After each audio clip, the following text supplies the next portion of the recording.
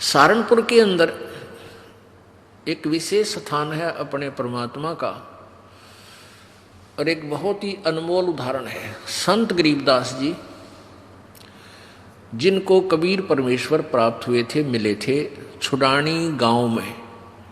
सतलोक से चलकर वो परमेश्वर आए थे। और गरीबदास जी गांव छुडानी, जिला झज्जर, हरियाणा, भारतवर्ष की भूमि पर सन 1717 में उनका जन्म हुआ था गरीबदास जी का। जब 10 वर्ष के हो चुके थे, वो गौओं के पाली गवाले थे खेतों में, वहां परमेश्वर आकर मिले थे। उसके बाद परमात्मा ने उनको साक्षात्कार कराया और अपना सतलोक दिखाया, जहां परमेश्वर रहते हैं, जहां से हम बिछुड़कर आए हुए हैं।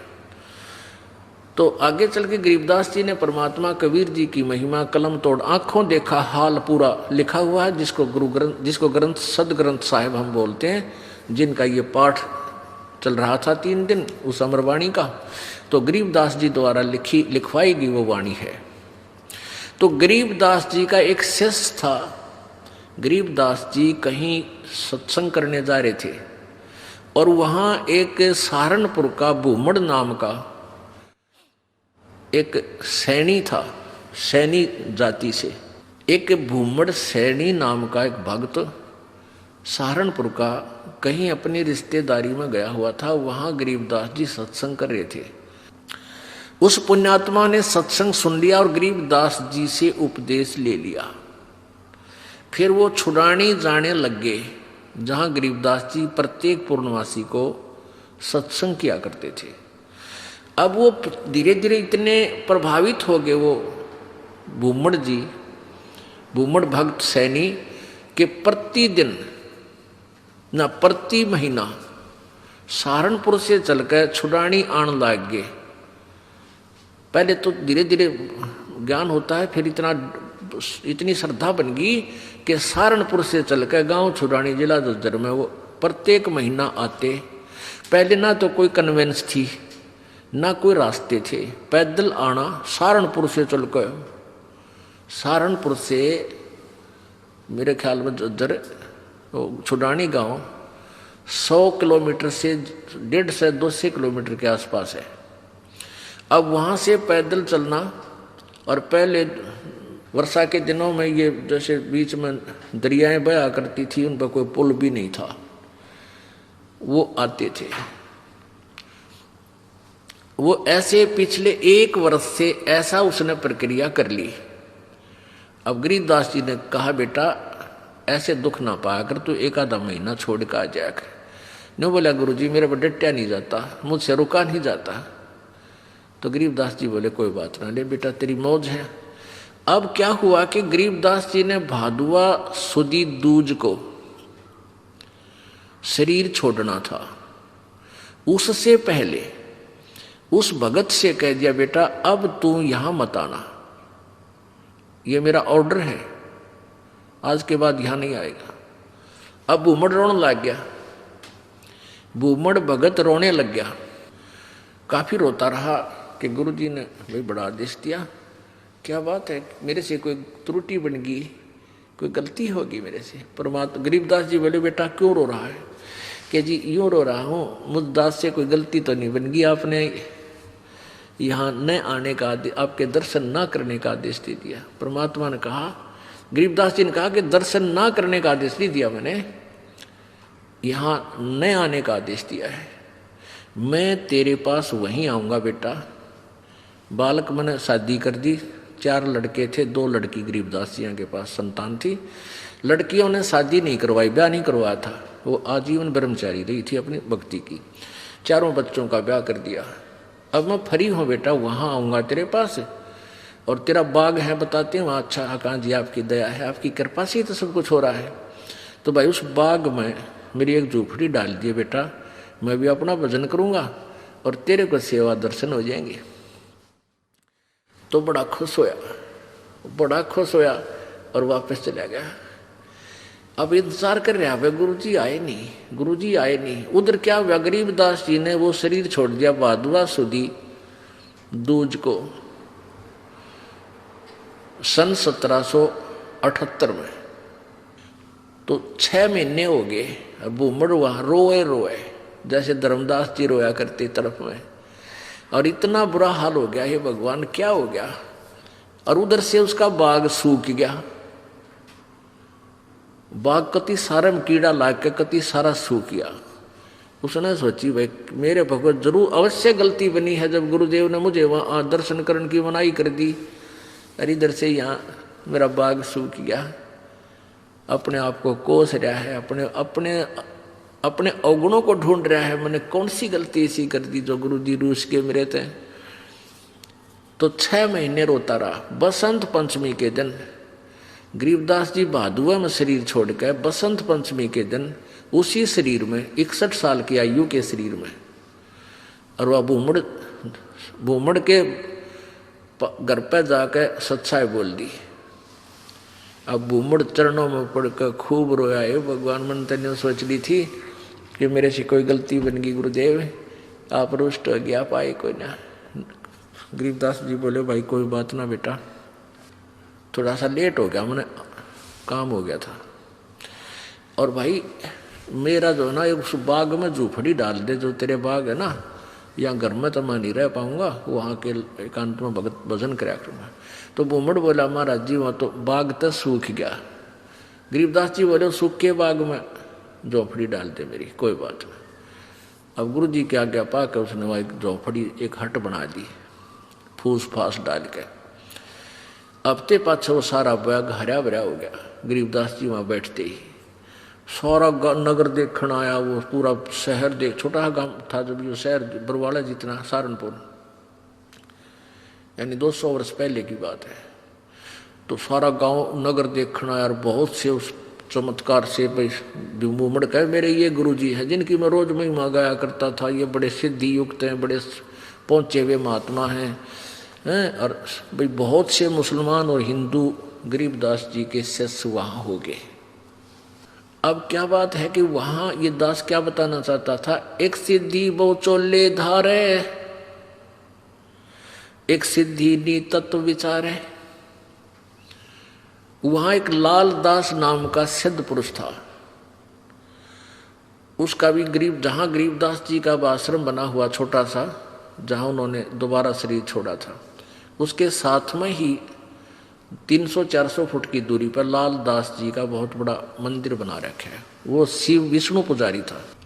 अब क्या हुआ कि वहाँ 35 वर्ष तक गरीबदास जी उसी रूप में रहे। हिंदू और मुसलमान दोनों ही गरीबदास जी के शिष्य बने, क्योंकि ये ज्ञान ही एकता उपजाने का है, उनका ऐसा ज्ञान है कबीर जी का। तो वहाँ शहर सहारनपुर शहर के अंदर एक आश्रम बना हुआ है, भूमड़ का पूरा घर था, वो उसका संतान नहीं थी। परमात्मा ने उसका कल्याण करना था, इसलिए उसको झंझट में फंसाया नहीं, तो उसने सारा ही अपना घर भी आश्रम के रूप में बना दिया था। आज भी वहाँ विद्यमान है। गरीबदास जी की परंपरा का एक आधा कोई भक्त वहाँ रह रहा है, ये दास देख के आया था। तो वहाँ 35 वर्ष की आयु के बाद शरीर छोड़ दिया, तो वहाँ उस बाग के अंदर ही उस शव को अंतिम संस्कार वहाँ दफना रखा है वो शरीर।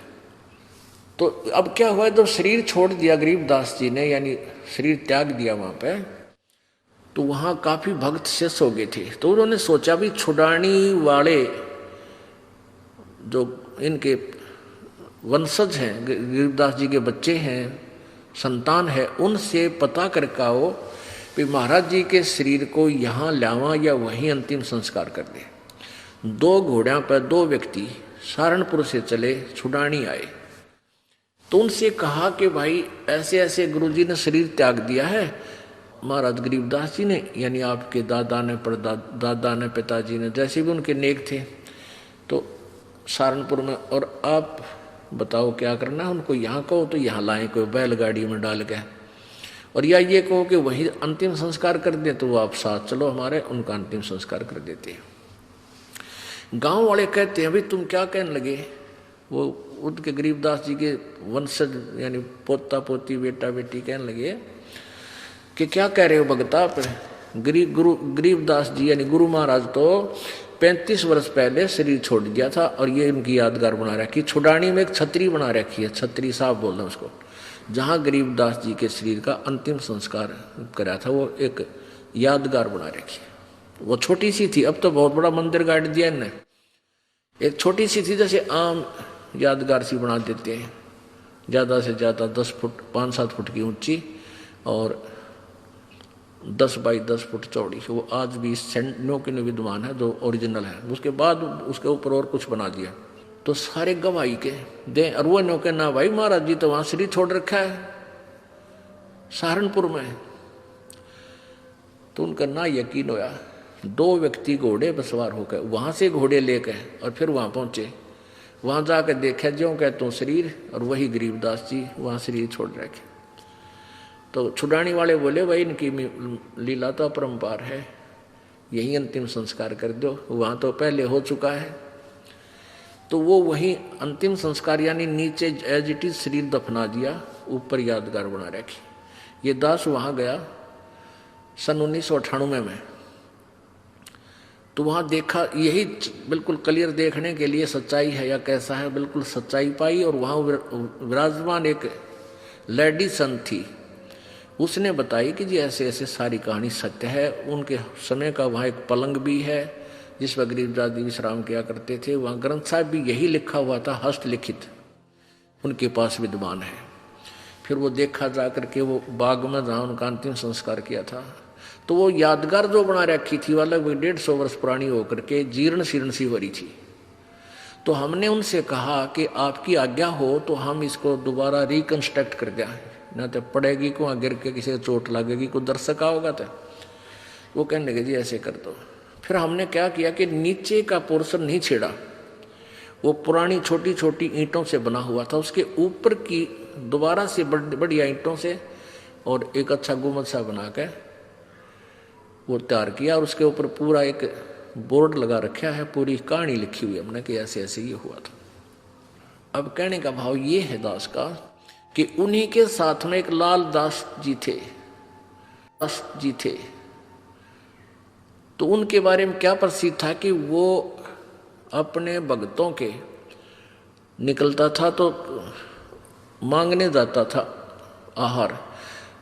एक कहता था मेरे पास हमारे घर भी आए थे लालदास जी, एक दूसरे शहर में कहता था यहाँ भी लालदास जी आए थे।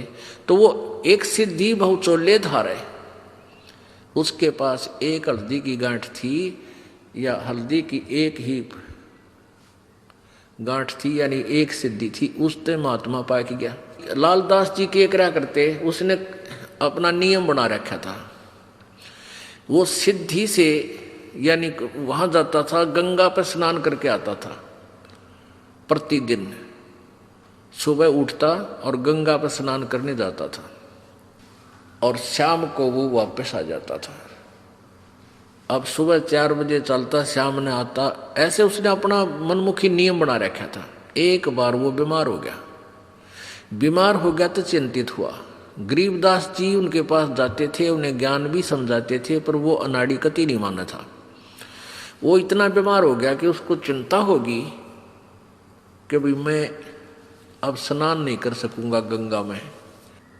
तो गरीबदास जी उसको चिंतित देखकर कहने लगे भाई चिंता ना करे, सवेरे गंगा यहीं आ जाएगी तेरे आसपास ही। अब उसने चिंता होगी कि भाई कैसे आवेगी। गरीबदास जी ने वहां जाकर खड़ा हो गया कि आजा लालदास। जहां लालदास जी का वो आश्रम है उससे 100 फुट की दूरी पर वो अब भी गंगा बह रही है, छोटी सी नाला सा है, उसको गंगा जैसा ही जल है उसमें। तो गरीबदास जी ने ऐसे इशारा कर दिया, थोड़ी सी दूरी से नीचे से अपने आप एक झरना सा फूटा और पानी बहने लग गया। अब लालदास जी सोचने लगे कि भाई क्या पता यो वही गंगा है या दूसरी। वो नहा तो लिया उस दिन, क्यों उसका तो प्रण बना ले, फिर उसको चिंता होगी कि गरीबदास ने मुझे बहका दिया हो और नहाने के लिए अपनी सिद्धि तो यहीं से को जल निकाल दिया हो। एक उसका चेला था लालदास जी का, वो गंगा पर स्नान करके आया था उस दिन, और उसकी धोती रह गई उधर एक लोटा, उस गंगा में बह गया। उस ओरिजिनल गंगा में, हरिद्वार में। तो वो वहां आया, वो कहने लगा, गरीबदास जी बैठे, लालदास जी बैठे थे। लालदास बोला, रे कई दिन में आया? अगजी गंगा नहान गया था। अच्छा भाई, और ठीक? हाँ ठीक हूँ जी। और कहने लगा, जी एक लोटा भी रह गया मेरा, गंगा में बह गया। अरे एक धोती बह गई वहीं पर, तेज धारा थी। गरीबदास जी बोले, भाई यहाँ है तेरी धोती और लोटा, इस गंगा में पड़े हैं यहाँ, ये वही गंगा है जो वहां तू नहा का है। अब लालदास जी ने सोचा, भाई जय इसके धोती लोटा यहाँ पा गए तो सचमुच या वाह गंगा है। दोनों तीनों उठ कर गए, वो धोती लोटा वहीं, वह लोटा धोती उड़द पुड़द होकर वहीं पड़े, उन पैर साथ में गांठ कर, वैसे कच्चा ही गांठ था। वो लोटा उठाया, उस पर नाम था उस भगत का, नाम खुदवा रखा था उसने। ने बोला, महाराज जी तो सचमुच वाह गंगा में तो वहाँ हरिद्वार नहा था और वहाँ खूब गुम हुए थे, ये पाए यहाँ पर। तब उस लालदास का पेटा भरा, इतना उसकी मृत्यु का निकट आ गया। मालिक की वाणी उसने संभाली कोई ना। तो पुण्यात्माओं, इस तरह हम कहाँ विचलित थे। और संत सब कूप है, केते सरिता नीरी, दादू अगम अपारे है, ये दरिया सत्य कबीरी। ईश्वरीय शक्ति से युक्त बहुत से संत आपको मिलेंगे। अब जैसे कुछ तो कुआ टाइप समझ लो, कुआ कितना इतना ही काम कर सके, आपके पीने का काम चला दे, पानी का, पीने का नथिंग, और फिर इसके उससे ज्यादा नहीं। और एक जरीता नीर, और संत सब कूप हैं, केते जरीता नीर, दादू अगम अपार है, ये दरिया सत्य कबीर। और दूसरे जरीता नीर, जरीता माने झरने से निकला हुआ छोटा मोटा नाला। और कबीर परमात्मा को दरिया समझो कि दरिया में नदी से कितना इतना पानी परियो, जल प्रयोग करो, चाहे नहर भी निकाल लो और पशु भी नहा धो लो, उसमें सिंचाई भी कर लो, तो भी जल अंत नहीं होता। यानी पूर्ण समर्थ है कबीर जी। और भी संत छोटी मोटी सिद्धियों से ईश्वरीय शक्ति युक्त नजर आते हैं, लेकिन वो काम चलाऊ सरकार होते हैं। एक सिद्धि पांचों तत्नीरम, एक सिद्धि